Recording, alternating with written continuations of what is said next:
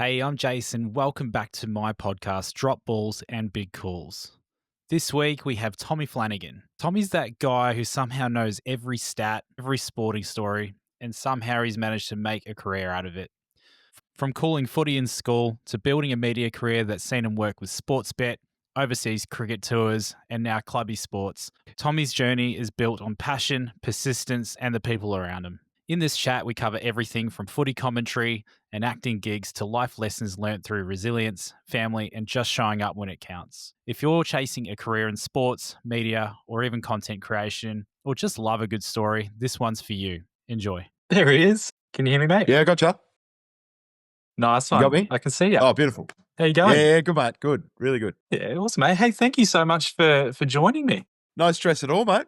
We spoke about it back at the Sharks a little while ago, but it's great to finally be doing it. Yeah, 100%, mate. No, I really appreciate it. I know you're a busy man, but I'll make this as fun as we possibly can, my friend. Yeah, welcome to Drop Balls and Big Calls. It's amazing to be on the show. As I said off air, we spoke about doing this when we were down at the Sharks together, the Mighty Sharks, but hasn't come to fruition until now. But yeah, it's great to finally be on the show, and it's great to see you doing the show. Awesome. Thanks, mate. And how's life for you at the moment? Pretty good. As it's a balance at the moment, middle of footy season. So we're doing podcasts and live shows and at Clubby Sports where I'm working, and also there's a lot of stuff we do for Sportsbet as well. There's a lot of film shoots and that sort of thing going on at this time of year. So yeah, but a bit flat out.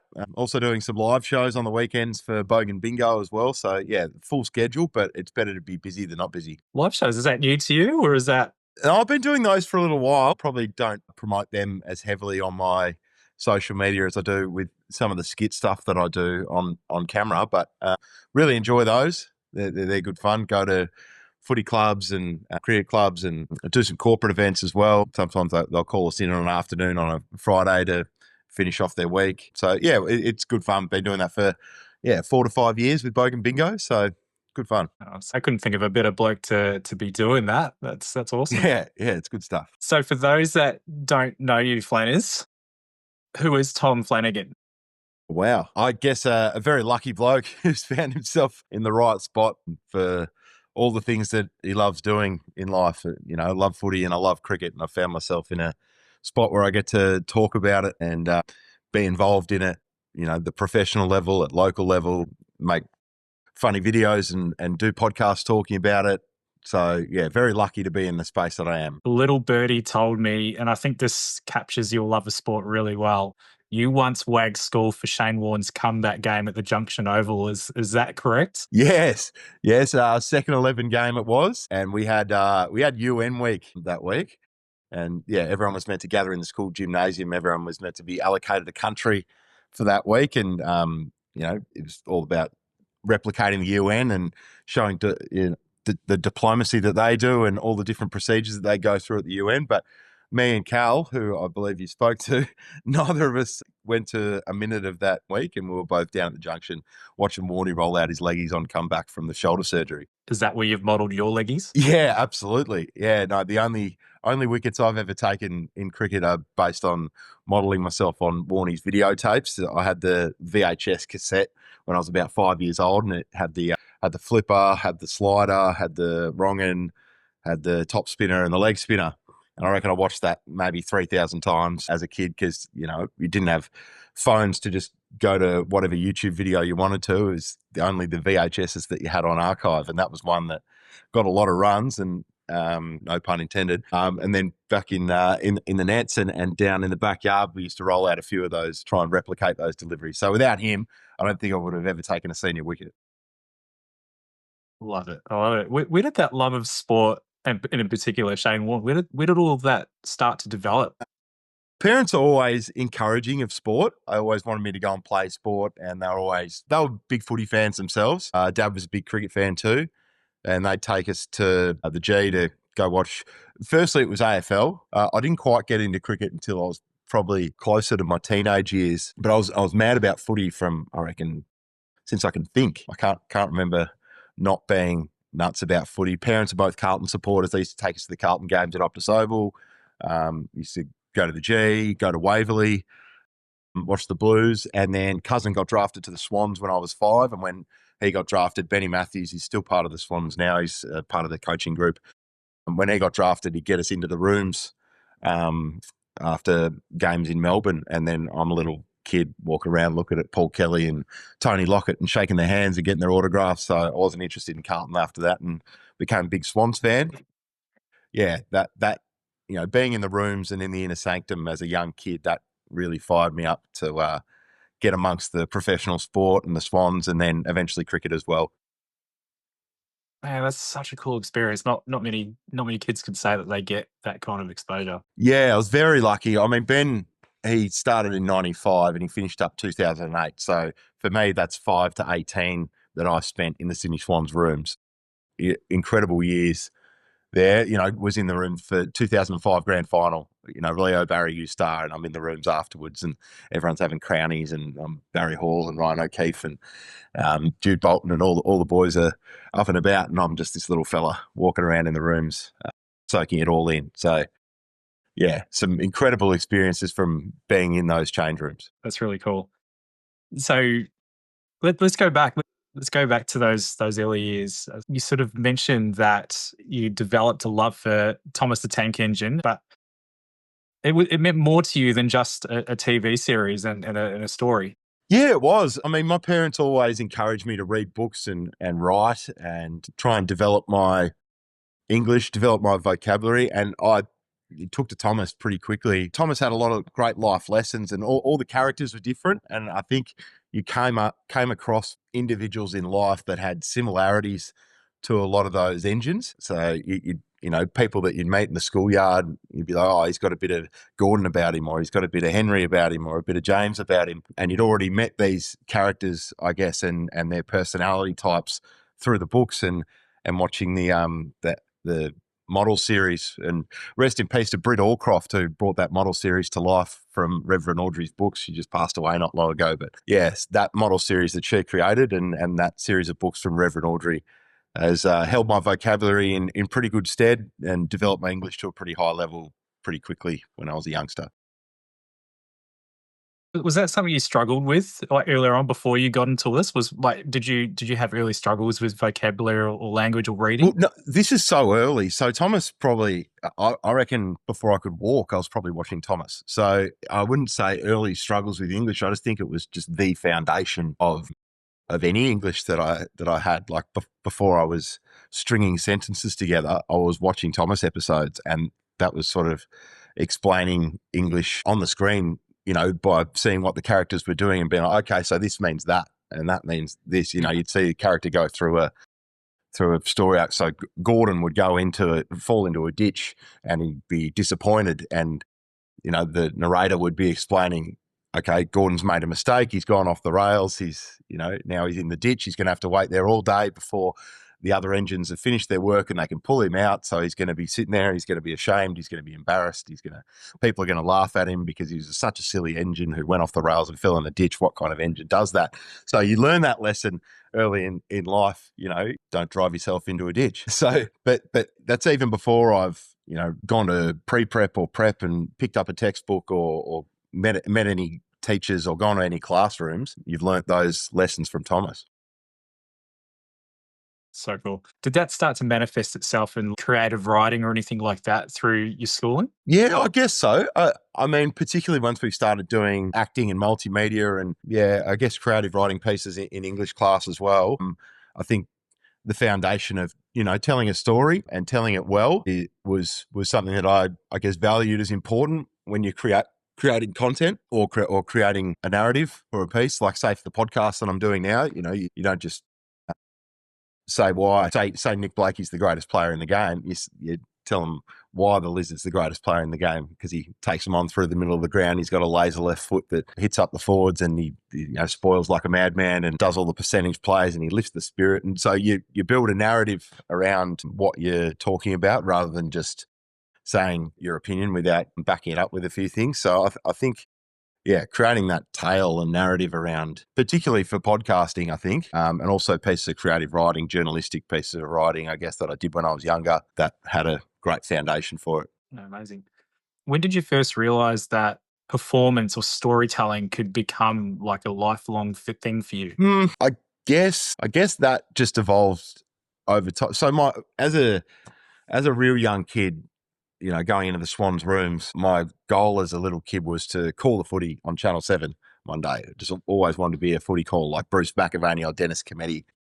So with that aim in mind, you're always looking to improve your public speaking and the way that you, and I guess entertain and perform your audience. So that was always in the back of my mind. It's like, well, if you're going to be good enough to call the footy on TV, if you're going to be like Bruce and Dennis, you've got to improve your performance craft to a level that people are going to enjoy sitting there and listening to you week after week on Friday nights for years on end. So that was always in the back of my mind. It's like you always have to fine tune that and improve that and be someone who's enjoyable to listen to. Absolutely. What sort of role did your parents play here? So you started developing this interest. You're starting to get into your sport. You love calling. We'll come to the calling side of things soon. But particularly throughout your earlier years in schooling, and you started to voice this to people around you, what sort of role did your parents play in fostering this? They were incredible. Mum and Dad would, encourage me to go play cricket, encourage me to go play footy, put me into some great programs. I was very lucky to go to school at Caulfield as well. They did a great job with setting up an early foundation for me and my sister to go to Caulfield for 12 years. And through that, I guess, APS sports program, through the Ashburton Willows Cricket Club as a junior, doing Milo cricket, junior cricket there, through the Ormond Footy Club, where played junior footy and won a junior flag there. All those programs that they pushed us into and really encouraged us to go and spread your wings in those spaces, I think really helped. And also just taking us to the footy all the time, taking us to the cricket all the time.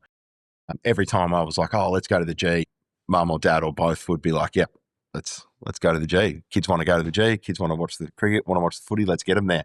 So they were very good at sort of enabling that love for sport and that passion. And they wanted me to try and absorb as much of it as I could because they knew that I wanted to, at some stage try and do something professionally with it. Amazing. And then you started to step into the realm of footy broadcasting in secondary school. Yeah. So what was it, year 12? Me and Cal Toomey, who's at the AFL now, he's a great man, and we hit it off straight away, probably year 9, year 10. And footy, I can't quite explain APS footy and how it's so intensely passionate that your Caulfield versus Xavier or your Caulfield versus Scotch, and you want to beat that other school, and you come through together as a group of boys from grade 7. Well, I mean, I was there from prep, and there's a few of us who are there from junior school as well. But when you come together, have that big group from year 7 through to year 12, that whole group of fellas that was part of that footy program just really wanted to win that APS first 18 flag when we got to year 12. So me and Cal, we weren't probably going to play in that team, but we wanted to be part of the support staff and get around it one way or another. And we both had a bit of a knack for calling or talking in front of the camera, I guess. And we had a good bond on screen together. So we decided to call the footy every week in year 12 and sat on the sidelines and cheered the boys on as they got closer and closer to that first 18 premiership in 2007. So good. You won the flag in year 12. What do you remember most vividly about that time? Just all of those guys who were in that footy clique, I guess, the whole footy department at the school, how united that group of blokes was and still is to this day, where, have reunions and still see each other. And it was a very tight group of mates. And whether you're one of the players or whether you're part of the support staff like myself, if you're part of the Caulfield footy program, you're in and you were part of that group. And it's kind of difficult to put into words, that one, because it's such a deep bond that we were able to develop as a group of mates and still hold to this day. So, and those guys are the guys who, always tried to impress and prove that I was quality person and a good friend and that sort of stuff. So I always tried to hold myself to a high standard when I was in that group, and I guess that's helped carry me to what I do today. What did you feel like you had to prove? I guess as a young person coming through, you want to be well liked, you want to be well respected, you want to the people around you to rate you as a person to spend time with and hang out with. So always, particularly with that group of mates who I admired a lot, tried to show up all the time and be a good mate and be fun to be around and a quality character to hang out with, I guess. Because I wanted them to have that love and care back for me, so I'd try and show that as much as I could for them. When I met you a couple of years back, you came across as this confident, bubbly character, and you just always had a smile on your face. And I really respected that about you. And your great one-liners on the cricket field always went down well as well. Was that always there, or was that something you had to consciously work on? I think I was always a pretty naturally bubbly sort of character. I never took things too seriously or try not to let things get me down for too long. That group of blokes we grew up with, we were pretty at each other. We were pretty volatile as well in the schoolyard. We didn't mind throwing a little bit of shade at each other's way and kind of testing each other's boundaries a little bit. So I think you develop a bit of a thick skin there and things start rolling off your back pretty quickly. I think if I had have in that environment taken things to heart a bit too much then and not let things roll off my back, then I might have been a very different character as an adult. I think, having a thick skin and having a bit of sort of being able to have a laugh at yourself and when someone's throwing heat at you, well, I'll just throw it back at you. And, you give as good as you get sort of thing in the playground. I think that sort of developed a part of my mindset where nothing's going to really upset me too much unless it's something really major in life. So I'm always going to try and carry myself in a pretty jovial way because I don't have a reason to be moping around. Yeah, I want that good energy, me to bring good energy because I hope other people bring good energy that I'm around because I want to be in environments that have good energy. So, yeah, and I think a lot of that is born out of having that thick skin when I was younger at school when maybe someone would say you're this or you're that and some people would react one way and go all internal and get upset about it, and other people, I think I probably lean to that other people's side where you just like, get stuff, mate, you're this, and throw something back at him and let things roll off your back pretty quickly. So with the experience that you had in secondary school, you're now into commentating, footy matches. You're in with sounds like a really good crowd of people. You're developing those bonds for life. How did those experiences shape your voice and your confidence and your overall identity as you were beginning to take those steps out of school? Yeah, it's interesting the path that you go on, I guess, as you come out of school. I mean, when I finished school, I didn't quite know what I wanted to do. I had a lot of people saying I should go, do a journalism degree or something at Melbourne, or you should, try and get in at various courses at high quality universities, which I thought about really heavily. But I needed to go and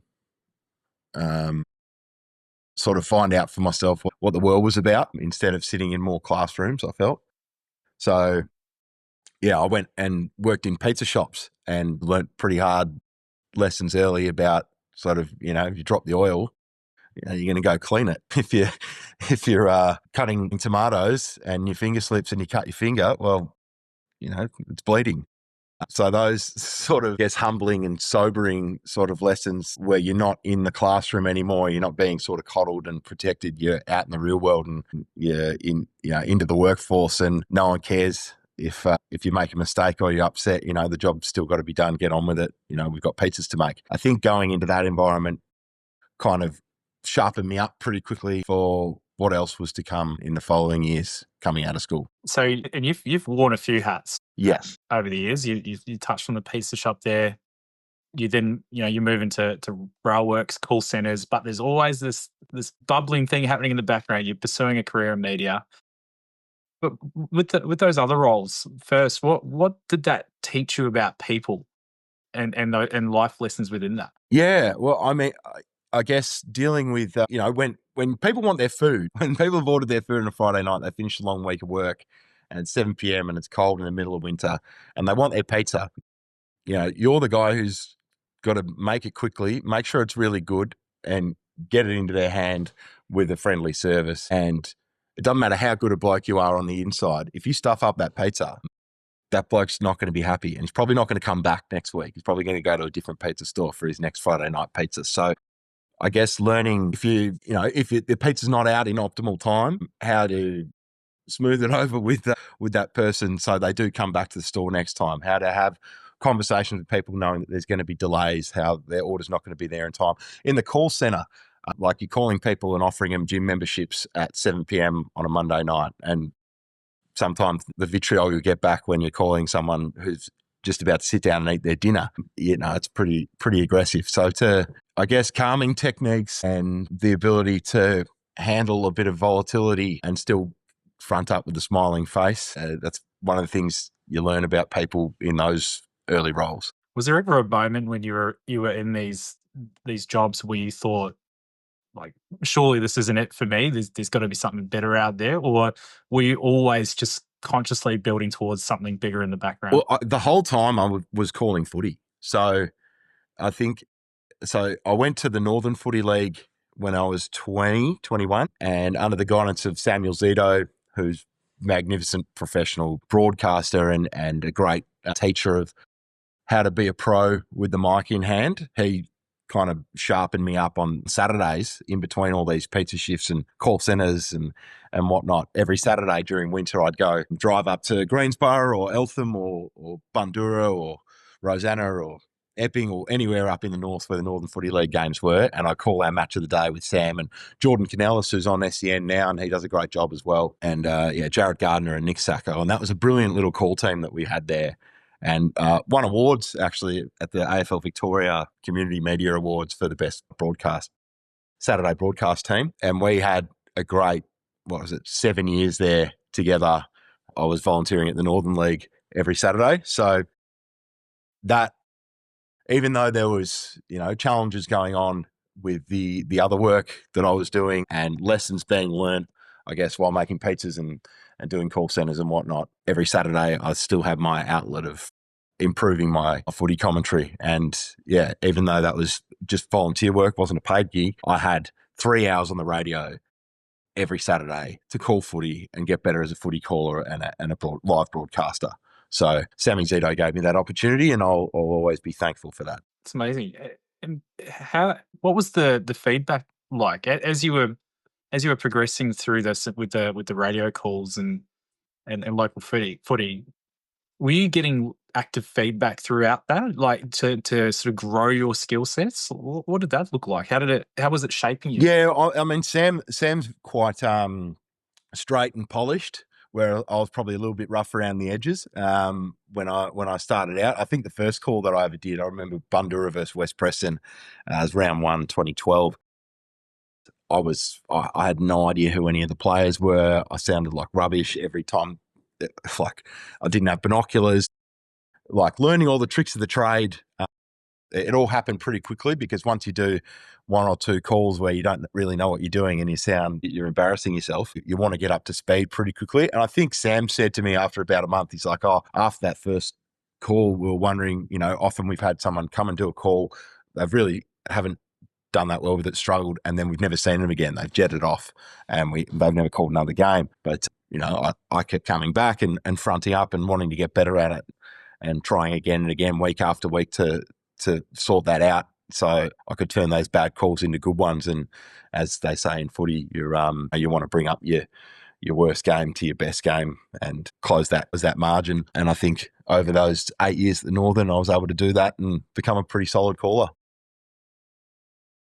Was there ever a moment where you started to go, shit, I've actually got something here. I'm pretty good at this and I've got something to build on. Is there a moment that sticks out vividly for you?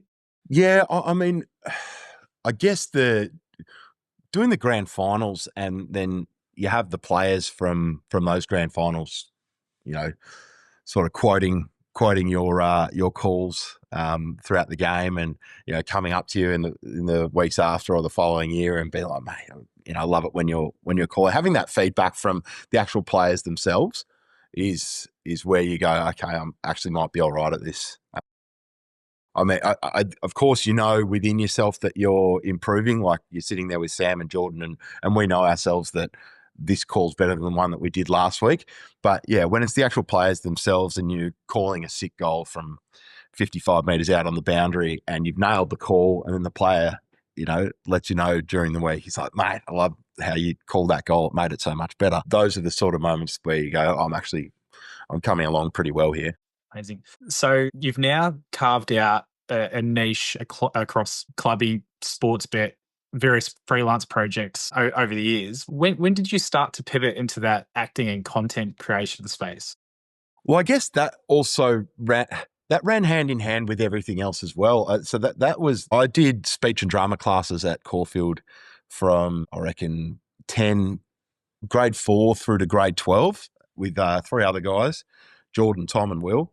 And the 4 of us used to go to these private tuition speech and drama classes once a week with, they had a teacher, Anna Mitchell, there, and she used to have the 4 of us in her class every week. And we did that all the way to year 12 from primary school, just the 4 of us. And then in addition to that, you'd have, your 1, 2, 3, 4 drama classes as well, theatre studies. And then you'd have your stage productions as well. And then multimedia class also. So there was as Caulfield offered a lot in terms of development in that area. And then when I finished school, a great friend of mine from school who I played footy with and was in multimedia class and in theatre studies class with, Max Price, who does a lot of great work as well on the socials, works at Sportsbet, works at Fox Footy. He was at Sportsbet, I think, very early, pretty much straight out of school. And he was part of their social content, very early social content and TV ads team. And he, because we'd done a lot together at school, he's like, oh, Flanagan, we've got this gig coming up at Sportsbet. It's a local rugby player runs into a clothesline ad for TV. Would you be interested in playing that character? I'm like, yeah, sure. Why not? Let's give it a go. Sportsbet wasn't really a massive name. Didn't have all the marketing that it had back then. So I didn't really know what I was getting into. I just went and filmed that ad with Max and Brian Mannix, superstar musician from back in the 80s. He was directing that shoot. And yeah, so the 3 of us filmed that. It went to air. And then started getting follow-ups from Sportsbet going, oh, that was funny. That was we love that local rugby player running into the pole video. Now we're doing a shit local cricketer video. Do you want to be involved in that? Oh, yeah, cool. All right. And then another one came, footy and golf and tennis and yeah, all these different, shit local player videos started coming up from Sportsbet. And yeah, the ball started rolling from there. And now I am where I am now. And it's just grown year on year. But yeah, it all started probably back at Caulfield with Max and theatre studies and multimedia class. That's honestly some of my favorite content that I wait for every summer is it the Grubs, the cricket, Yeah. the cricket team. Yeah, the boys. But honestly, some of the best stuff I've watched. Oh, thank you, mate. We have great fun doing it. It's honestly, it's an extension of our real selves. I mean, they're slightly exaggerated versions, but Hammy is really, he's quite anal about how things are done out in the field. He's quite particular. Rambo does bowl pies. Skip, is a control freak out in the field. I can be a bit of a slob at the tea breaks. So it's kind of exaggerated versions of our real characters. We're really good mates. Like, we've just, since we started doing it a few years ago, we all just click and it's very special what we've been able to sort of create there and are still doing, and Sportsbet are backing in that project and have for years now, and hopefully everyone's enjoying it. We love being a part of it, and long may it continue. Yeah, you can definitely feel that chemistry amongst you guys. It's really, really cool to see. And that's led to some pretty extraordinary opportunities for you as well, hasn't it, in terms of overseas tours and things, from what I understand? Yeah, getting to go to India and England as part of that Grubs tour was just one of the greatest things that I'll ever do. Just love cricket since I was a wee kid. And yeah, being able to, as a lifelong cricket fan, to go on my first overseas tour, to follow the Australian cricket team around, to go to India, to go to 4 or 5 different cities, go to Bangalore, Delhi, Ahmedabad, Indore, Mumbai. And to go see Nathan Lyon take 8 for 64 at indoor, where Aussies are 2-0 down. We barely ever win over there. We get over there and the series is finished, and we get to sit in Holcar Stadium in indoor for 3 days and watch Gaz take, I think it was 12 for the match. And then Hetty on the last day belt this awesome 49 not out to win us a test over in India. And then afterwards to be invited back to the players' hotel room and go meet up with Travie Head and Andrew McDonald for a couple of refreshments. It's just surreal stuff. And then, England as well. Absolutely ridiculous. 2 of the best test matches in my lifetime following Australian cricket. Edgbaston might be the best Aussie win that we've seen in our lifetime. I don't know. What do you... Incredible. Like Edgbaston 2023, like amazing Adelaide was pretty good. As far as overseas test wins go in our lifetime, I don't know if there's much better than that Edgbaston 2023. Oh, 100% agree. So being over there for that. It was incredible to watch on TV, but the atmosphere there must have been unreal. It was ridiculous. We're there for all 5 days. We're getting beers thrown at us by the Barmy Army. They were for 5 days, because they came out at the start, and Zach Crawley hit a 4 off the first ball. They were, making runs for fun. They were smacking us everywhere on day one. And we were in the Holly stand where all the Barmy Army is, and we're clearly supporting Australia. And they were throwing beer on us, and they were laughing at us, pointing at us, and chanting at us. They were chanting stuff at Travis Head every time Hetty was sweeping the boundary. I was doing that all day for 3-4 days straight. And then on the last day, when everything just got tighter and tighter and tighter, and the Aussie crowd just started getting their back up. We might win here, and they just got quieter and quieter. And then that moment when we finally won, we went absolutely berserk and gave it back to him after they'd given it to us for 4.5 days. Very, very special. And to share that with the Grubs boys was very cool. And then a week later to go to Lords and be sitting up right next to the Lords balcony and the Lords members when Johnny Bairstow and the whole long room lost the plot and lost their marbles was pretty unbelievable to be a part of as well, to watch the Aussies go 2-0 up. And the fact that people are still talking about it, 2 years later is, it's crazy. Extraordinary experience. You obviously love it, mate. Clear, it's pretty clear. You can see the passion coming out of you. It's awesome. But what do people not see, or what do people underestimate about building a career in the industries that you have? I know firsthand how difficult it is to build a career in media, arts and entertainment. There's no money in it. But what about from your perspective? I guess there's a lot of sort of inner drive that I've got that, I come across as a pretty sort of jovial, laid back sort of character, but I do have a lot of internal drive that I don't sort of share outwardly too much. I want to impress the people that have backed me in over the years. There's a lot of people who've been in my corner when I guess others potentially haven't. And those people who have been in my corner and have said, no, your Funners is a legend. We're right behind him. I've always wanted to, impress them and prove to them that I am the quality person that they have backed me in to be. That drive to, reflect well on my family, my mates, and my colleagues, and those people who've backed me, and I know the impact that I have and the things that I do sort of impacts them. And probably when I was younger, I wasn't as considerate of that as I probably am now. I think when I was younger, I'd probably make mistakes and not really care how that impacts the people around me. But I think as I've grown older, I take that pretty seriously, the impact I have on people close to me, and just the weight of how many people have actually got behind me and backed me over the years. Is pretty powerful. So I carry that day to day. There were times where I probably should have been kicked out of school, should have been expelled, or I should have been. I have made mistakes, I've made errors over the journey, but the staunch support of the people around me has always been there, regardless of if I've made a mistake here or there or not. So, doing the right thing by those people, and again, moving your worst footy to your best footy and closing that gap. It's not just about footy; it's about life. Your day-to-day actions in life, improving those, and closing the gap between your worst actions and your best ones has been something that I've tried to focus on as an adult a lot more than I did when I was a kid. When you're like your brand is you, right? That's and I know you're working with others as well, but when your name's tied to the content that you're putting out there, and obviously, obviously those people that have got you here mean a lot to you, and it seems that you've felt that pressure in the past. How do you manage that pressure? Yeah, it's an interesting one because sometimes, the identity thing being, like, say, if I walk down the street in Richmond, I'll have someone come up to me and be like, "Oh, Flanners, Sportsbet videos, you're a legend." If I walk down the street in Brunswick, I might have someone come up to me and go, "You're that dickhead who is on the gambling ads. We hate you." So like it's an interesting.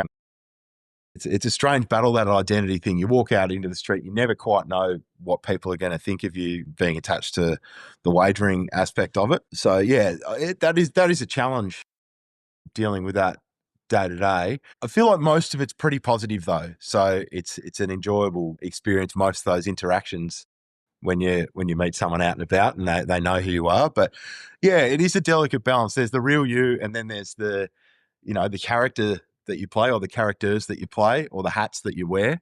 So I guess giving as much of the real you as you can without overstepping too far and revealing the whole you, I guess is it's a delicate balance, I guess, when you come across new interactions with people that you haven't met before. That's actually leading nicely into the other question I had, which is how do you balance being entertaining and on, but yet staying true to who you are actually off the mic? Like that would be quite draining for a lot of people, I imagine. Yeah, and it can be, but I think with the wearing different hats, as we spoke about earlier, I think I have sort of a different. I'm able to sort of switch on and switch off into different hat modes pretty quickly. Like, say, if we're down at Sorrento together and you and me are having a beer together, I'm chatting like we are now. But then if someone came up and said, "Oh, Flanners, it's you from sport," I might snap into a character and go chat to them in a slightly different way to the way I'm talking to you right now. And then once that interaction's finished, I'll jump back into I'm chatting with Jace mode. So yeah, it's sort of that being happy to jump into character at any point in time, but with the people that you know well and have developed a bond and a relationship with, you can be a bit more of your real self. Has there ever been moments within that where you've sort of wished that people saw you beyond the entertainer or the person that you project to them? Yeah, well, I guess I've always liked the saying, you never judge a book by its cover, and you should always look a little bit deeper than what the surface holds to try and truly understand someone. And I think I've got a multifaceted, sort of multi-layered, I guess, way of doing things and strings to my bow. So I don't mind if people make a snap judgment on me. That doesn't bother me, but it's not. I don't like to go about things that way. I like to look a little deeper into the person before I make a sort of a decision on how I think just by first glance. If 18 or 20-year-old Tom saw you now, what do you think he'd be most proud of?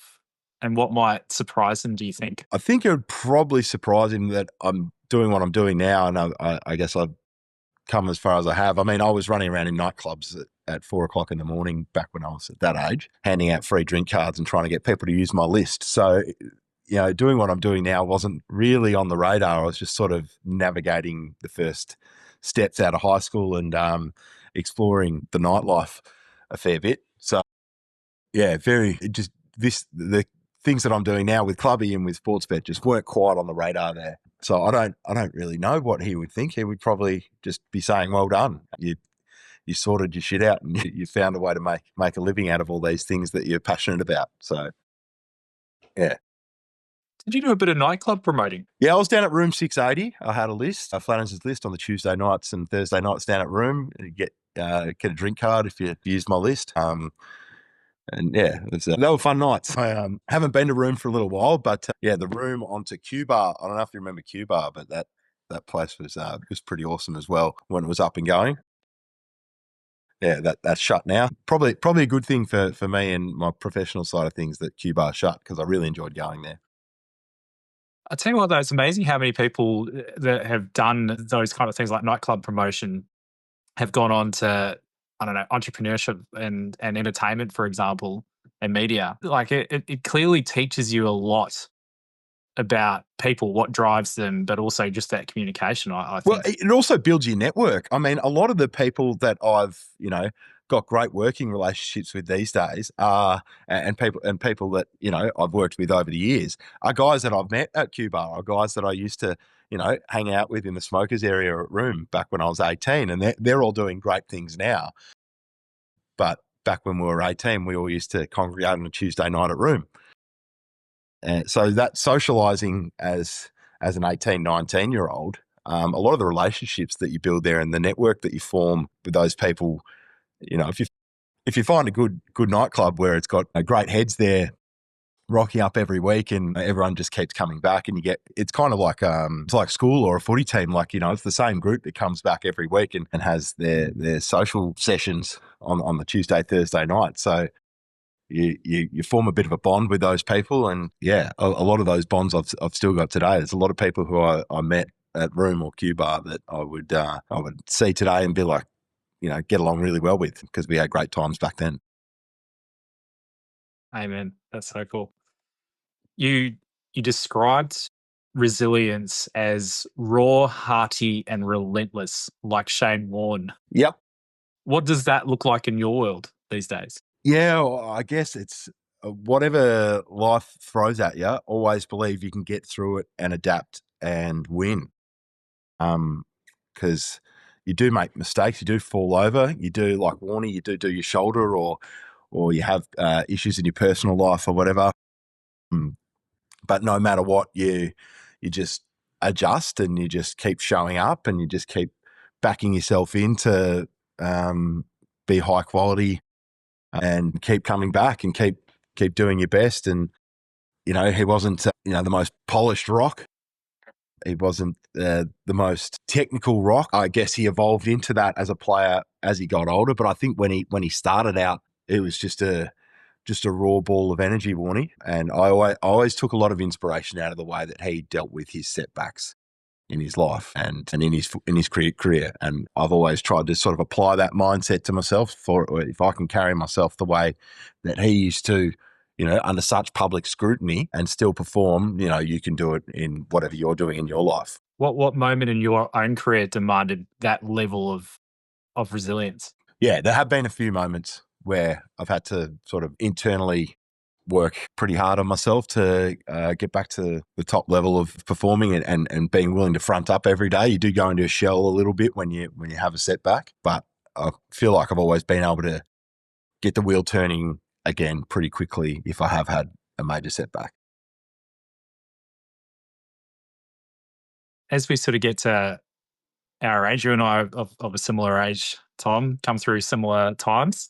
What drives you these days? Like I found the age I am now, like your view on the world is completely different to what it was in your early to mid 20s, right? What actually drives you these days to keep pursuing what you are, and has that evolved a lot over the last sort of decade? Yeah, I guess it has evolved in a few ways, but in a lot of ways, it's still very much the same. I really want to do the right thing by the people who've supported me. Like I got such a strong foundation from my parents and from my school and my mates, and, doing the right thing by yourself to in turn do the right thing by them has been something that's been a major driver in all the stuff that I've done over the last few years. There maybe was a point maybe a decade ago where I'm not I'm wondering whether am I going to achieve, am I going to do great things? Is it all worth all this effort? Do I give it, do you keep fronting up all the time?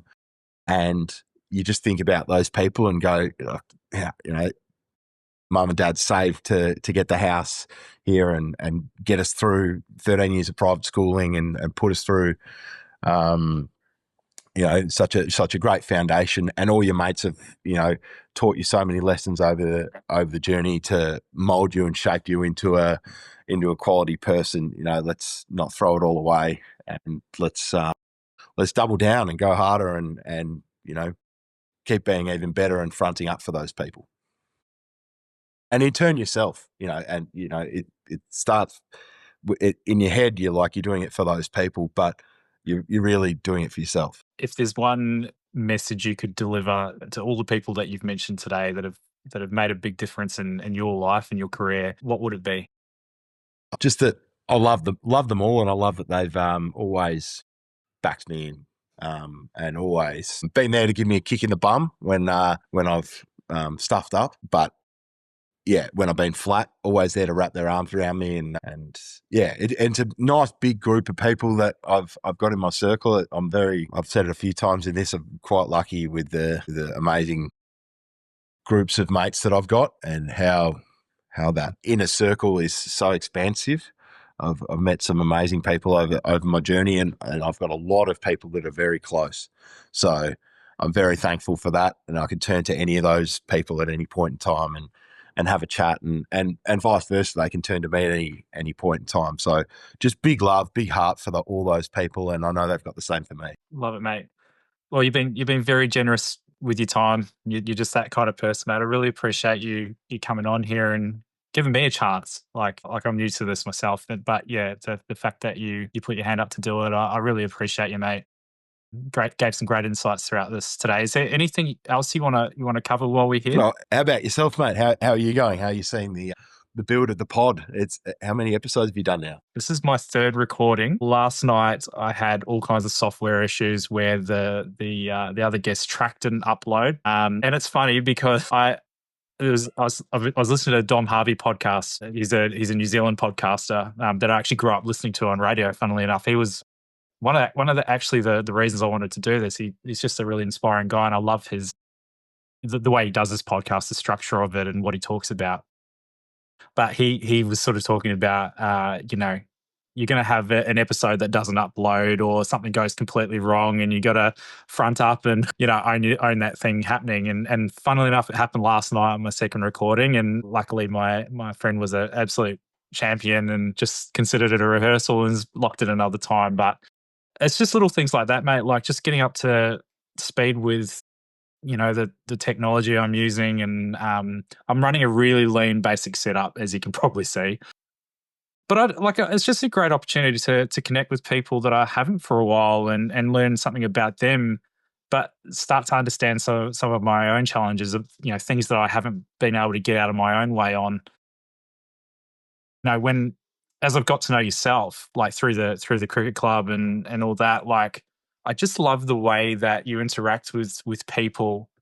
And I didn't know about the Sportsbet stuff when I met you out at the cricket club that day. So just to see you as a person first, before I got to see some of those videos and what you do in the background, like it was just really cool seeing how you handled yourself. And I think I've taken a lot from everything that you've done, mate. And that's why I wanted you to come on here, because I think you're such an inspiration, and you're just a larger than life guy. And even talking to Cal, he spoke so highly of you, and just, you can really feel the camaraderie that you guys have developed over the years. And everyone that I've spoken to has spoken exactly the same way of you. And it really comes across, and you're a giver, mate. Fundamentally, that's it. You're a giver. You want the best for people, and you want to give them a good time. Yeah. No, I guess I do. And thanks for that, mate. That's really kind words. And thanks to Cal for his kind words, and everyone else who's spoken. I'm not sure who else you've spoken to there, but yeah, it's really nice to know that people enjoy the way you go about it and have a lot of love for you. And I guess, trying to be that person. You want to show up as that person as often as possible. And some days you're not quite feeling up to being that regular bubbly self that I am most of the time. But most days I can find a way to show that side of me. And yeah, and you for yourself, I think this is great that you're doing this show, because it's a wonderful concept. It's different to any of the other shows that I've ever appeared on before. All the shows that I've been on are either talking footy or talking cricket or whatever. It's this being actually able to get to the nuts and bolts of how minds think and how how mantras and psyches operate. I think it's a really cool concept. And yeah, you will have teething issues. That's for sure. I remember the first pod that I ever did. We had to soundproof my mate's room with a mattress, and we had two mics, and one of them worked and the other one didn't. And then we had to record it again like 2 days later. Because there's always technical issues, but it's going to be a great podcast. It's going to go on to bigger and better things, I can imagine. Oh, I really appreciate it, mate. Thank you. What's next for you? What's coming up in the next few months? What have we got on? So I'm still sort of flat about last night's World Test Championship. I lost to South Africa. I still haven't quite got over that. It's brutal, isn't it? It's doing my head in a little bit. So I think it's an eye to the West Indies and seeing what the Australian cricket team does there. Of course, we've got a keen eye on the Swannies and everything that's happening there at the moment. We've got a negative win-loss ratio at the moment, so hopefully the boys can get up and about for the second half of the season. The Vicks will be back soon, so I'm clearly up and about. Yeah, the Vicks returning. They couldn't quite make it to the final last year in the Shield. They did in the One Day Cup. They couldn't quite do it in the Shield. Would have been nice if they won that One Day Cup, or if they had snuck into the Shield final and won that as well. But hopefully we can do it this year, and hopefully playing a little bit of cricket. Just played a game of footy last weekend. Yeah, I played for the All Stars against South Australia in the Div 12 Resi's State of Origin concept. And so it was pretty cool. I only got 3 kicks. It's pretty average. Haven't played for about 10 years. So yeah, the calves and the hammies have been pretty sore this week. But yeah, great to get out there and have a kick again. That's awesome, man. Good on you. I love it. It's very cool. I was going to ask how the hammies were, but you covered that. Yeah, no, they're no good. Knees, ankles, they're all pretty sore this week. But it's all right. I can say that I got a contested possession on Hamish Hartlett, which not too many people can say. There you go. How good. Own it. Hey, thanks so much, brother. I really appreciate this. It's been awesome. Is it all, Jace? Thanks for having me on. Absolutely love being part of it. That was Tommy Flanagan. Thanks so much for listening all the way through this podcast.